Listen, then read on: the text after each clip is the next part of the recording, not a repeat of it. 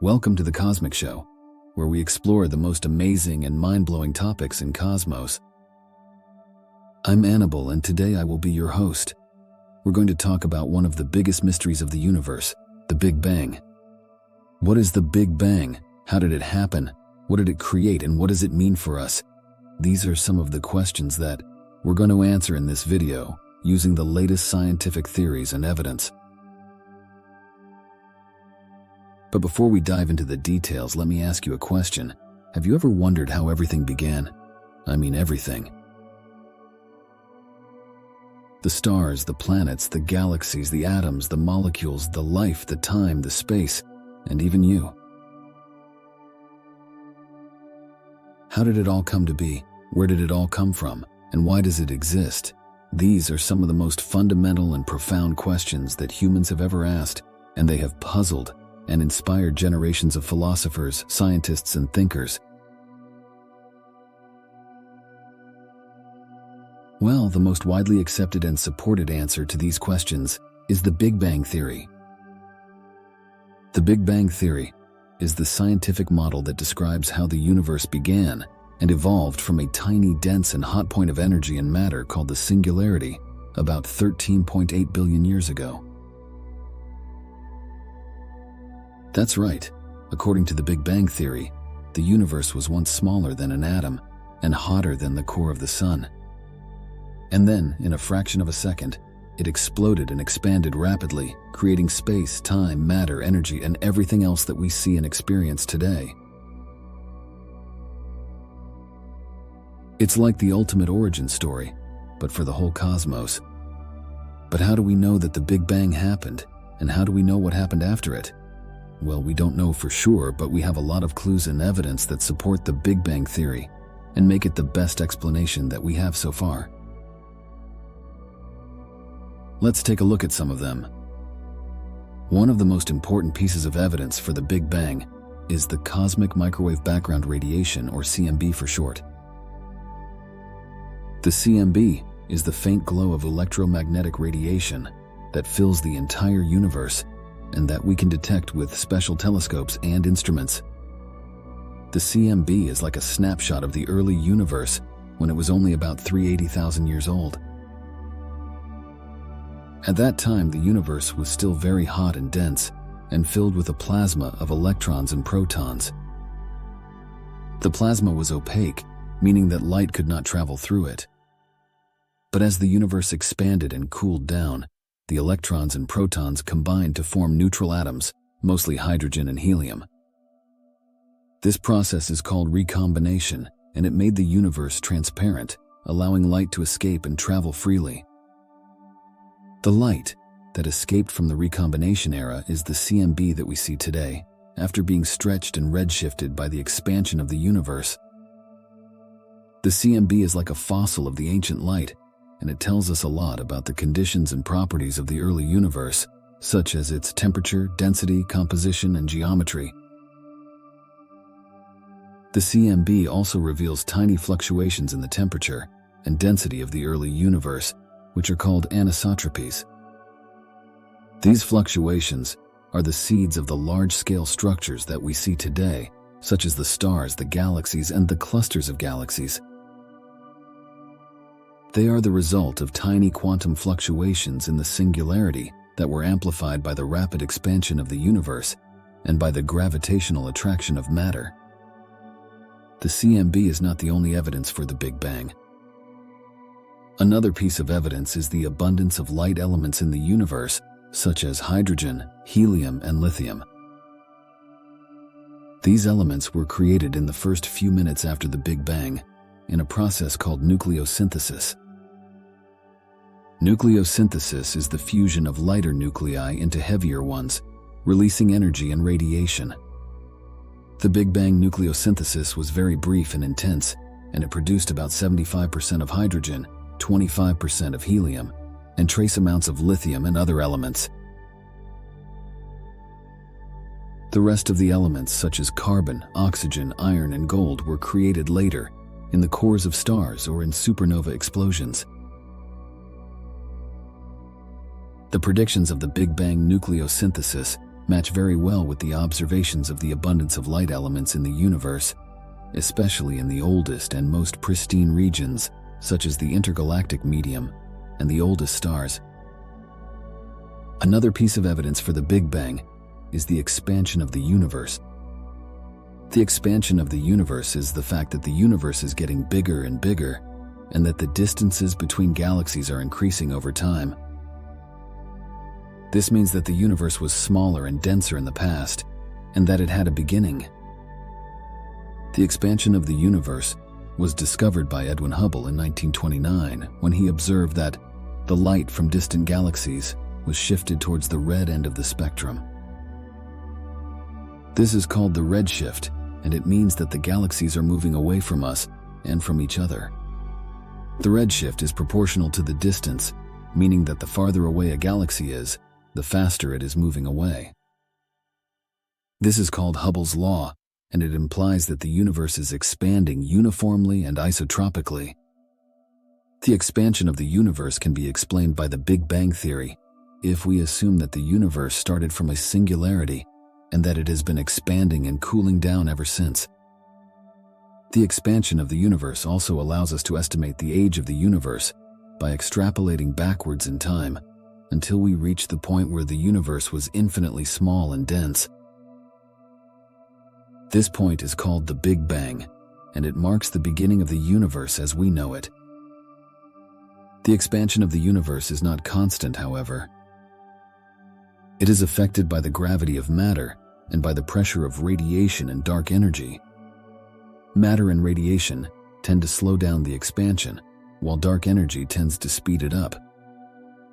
Dark energy is a mysterious form of energy that fills the entire universe, and that causes the expansion of the universe to accelerate. We don't know what dark energy is or where it comes from, but we know that it makes up about 70% of the total energy of the universe. The acceleration of the expansion of the universe was discovered in 1998 by two teams of astronomers who measured the brightness and distance of supernovae, which are exploding stars that can be used as standard candles. They found that the supernovae were dimmer and farther away than expected, meaning that the universe was expanding faster than predicted by the standard model of cosmology. This discovery was a shock to the scientific community, and it earned the Nobel Prize in Physics in 2011. The acceleration of the expansion of the universe implies that the universe will continue to expand faster and faster, and that it will eventually become cold, dark, and empty. This is called the Big Freeze, and it is one of the possible scenarios for the ultimate fate of the universe. Other scenarios include the Big Crunch, the Big Rip, and the Big Bounce, but they depend on the nature and density of dark energy, which are still unknown. The Big Bang theory is not a complete and final theory, however. It has some limitations and problems that need to be solved. For example, the Big Bang theory does not explain what caused the Big Bang or what happened before it. It also does not explain what the singularity was or how it came to be. It also does not explain some of the features and phenomena of the universe, such as the flatness problem, the horizon problem, the monopole problem, and the inflationary epoch.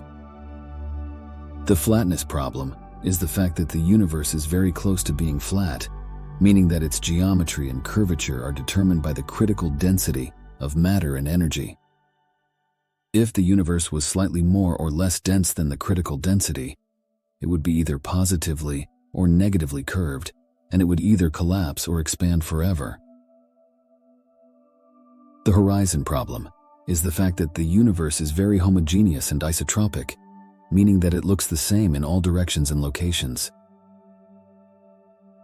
This is surprising because different regions of the universe that are separated by more than the distance that light can travel in the age of the universe should not be able to communicate or exchange information. How did they manage to reach the same temperature, density, and composition if they never interacted? The monopole problem is the fact that the universe does not contain any magnetic monopoles, which are hypothetical particles that have only one magnetic pole, either north or south. According to some theories of particle physics, such as grand unified theories, magnetic monopoles should have been created in large numbers in the early universe, and they should still exist today. However, no magnetic monopoles have ever been detected, despite many searches.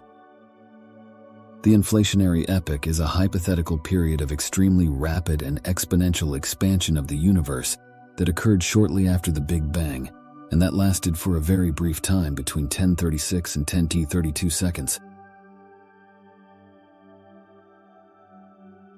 The inflationary epoch is proposed to solve the flatness, horizon, and monopole problems as well as to explain the origin of the large-scale structure of the universe. The inflationary epoch is based on the idea that the universe was dominated by a scalar field called the enlightening field, which had a very high potential energy. The enlightening field acted like a repulsive force that drove the expansion of the universe faster than the speed of light. During the inflationary epoch, the universe expanded by a factor of at least 1026, and possibly much more depending on the model of inflation. The inflationary epoch also stretched and smoothed out any irregularities or curvature in the geometry of the universe, making it flat and homogeneous. It also diluted any unwanted particles or defects, such as magnetic monopoles, that may have been created before inflation. It also generated tiny quantum fluctuations in the inflating field, which were magnified by the expansion and became the seeds of the density and temperature variations that we see in the CMB and in the large-scale structure of the universe. The inflationary epoch ended when the inflaton field decayed into other particles and radiation, reheating the universe and starting the hot Big Bang phase. The inflationary epoch is supported by several observations, such as the flatness, homogeneity, and isotropy of the universe, the absence of magnetic monopoles, and the spectrum and statistics of the CMB anisotropies. However, the exact mechanism and details of inflation are still unknown, and there are many different models and variants of inflation that have been proposed. One of the most important goals of modern cosmology is to test and constrain the inflationary models and to determine the properties and dynamics of the inflating field. One of the ways to do this is to measure the polarization of the CMB, especially the B-mode polarization, which can be generated by two mechanisms: gravitational lensing and primordial gravitational waves. Gravitational lensing is the deflection and distortion of light by the gravity of matter, such as galaxies and clusters of galaxies. Gravitational lensing can convert some of the E-mode polarization of the CMB into B-mode polarization, creating a characteristic pattern that depends on the distribution and evolution of matter in the universe. Primordial gravitational waves are ripples in the fabric of space-time that were generated by the inflationary epoch and that traveled across the universe since then. Primordial gravitational waves can also induce B-mode polarization in the CMB, creating a distinctive pattern that depends on the amplitude and frequency of the gravitational waves. The detection of the B-mode polarization of the CMB is one of the most challenging and exciting tasks of modern cosmology, as it can provide direct and unique information about the inflationary epoch and the physics of the very early universe. Several experiments and missions have been designed and launched to measure the B-mode polarization of the CMB, such as BICEP, Planck, and Lightbird. In 2014, the BICEP-2 team announced the detection of the B-mode polarization of the CMB and claimed that it was due to the primordial gravitational waves, implying a very high energy scale of inflation. However, later analyses showed that the BICEP-2 signal was mostly contaminated by the dust emission from the Milky Way, and that the evidence for the primordial gravitational waves was not conclusive. In 2018, the Planck team released the most comprehensive and accurate measurement of the CMB polarization, including the B-mode polarization. The Planck data confirmed that the BICEP-2 signal was dominated by the dust, and that the upper limit on the primordial gravitational waves was much lower than the BICEP-2 claim. The Planck data also constrained the inflationary models and favored the simplest and most natural ones, such as the single-field slow-roll inflation.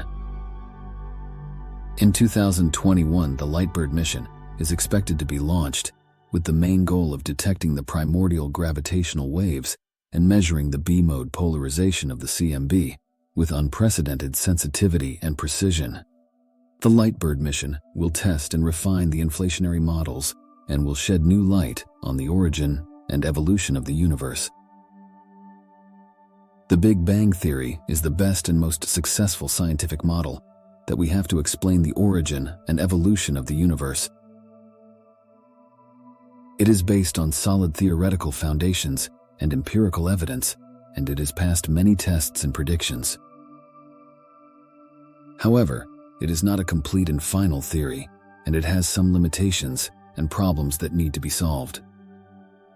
The Big Bang Theory does not explain what caused the Big Bang or what happened before it. It also does not explain what the singularity was or how it came to be. It also does not explain some of the features and phenomena of the universe, such as the dark matter, the dark energy, the baryon asymmetry, and the inflationary epoch. The Big Bang Theory is not the end of the story, but the beginning of a new and exciting adventure. The Big Bang Theory is a stepping stone for the development of new and more fundamental theories of physics and cosmology that can address the unresolved questions and mysteries of the universe. The Big Bang Theory is a challenge and an invitation for the exploration and discovery of new and deeper truths about the nature of reality. The Big Bang Theory is not only a scientific theory, but also a philosophical and cultural one. The Big Bang Theory has profound implications and consequences for our understanding of ourselves and our place in the universe. The Big Bang Theory tells us that we are the products of a cosmic history that spans billions of years, and that we are made of the same stuff as the stars and the galaxies. The Big Bang Theory tells us that we are not alone in the universe, but that we are part of a vast and diverse family of cosmic structures and phenomena. The Big Bang Theory tells us that we are not passive observers of the universe, but that we are active participants and creators of the universe. The Big Bang Theory is not only a theory, but also a story that tells us where we came from, how we got here, and where we are going. The Big Bang Theory is the story of the universe. The story of the universe is the story of us. The story of us is the story of wonder. Thank you for watching this episode. I hope you enjoyed it and learned something new and interesting. Leave a comment below. I would love to hear your thoughts and questions about the Big Bang Theory or any other topic related to the cosmos. This is Annabelle signing off. Peace out.